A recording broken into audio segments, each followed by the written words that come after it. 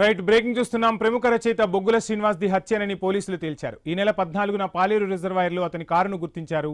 శ్రీనివాస్ అతని స్నేహితుడు వేణు మాధవ్ మధ్య ఆర్థిక లావాదేవీలపై వివాదం తలెత్తడంతో హత్య చేసినట్లుగా ఏసీపీ తిరుపతి రెడ్డి వెల్లడించారు.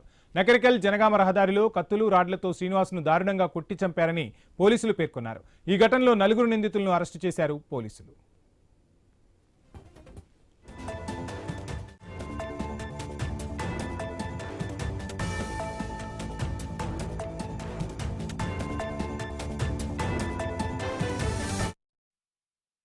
ఈ నలుగురితో 4 టీమ్స్ దర్యాప్తు బృందాలు చేసి దర్యాప్తు చేపట్టగా దీంట్లో పాటు చదువుకున్నటువంటి వేణుమాధవ్ రెడ్డి అని చెప్పి తన జూనియర్ సేమ్ కాలేజీలో చదువుకున్నారు. వీళ్ళిద్దరు కూడా బిజినెస్ పార్ట్నర్స్. అంటే ఆల్రెడీ వేణుమాధవ్ రెడ్డికి మేకా ప్రాజెక్ట్స్ అని చెప్పి ఒక ఫర్మ్ ఉంది. ఇతను ఆల్రెడీ సోలార్ ప్యానల్స్ బిజినెస్ చేస్తాడు. దీంట్లో భాగంగా జిఎస్టీలో ఈ షెల్ కంపెనీ అంటే బొగ్గుల శ్రీనివాస్ ఒక షెల్ కంపెనీ ఏర్పాటు చేసిండు. దాంట్లో ఈ ట్రాన్సాక్షన్ చేసిన తర్వాత జిఎస్టీ దాదాపు ఒక 90 లక్షల రూపాయలు లాభం వచ్చింది. దానికి ఈ 90 లక్షల రూపాయల లాభాన్ని పంచుకోవడంలో లోన్ అమౌంట్ వస్తుంది.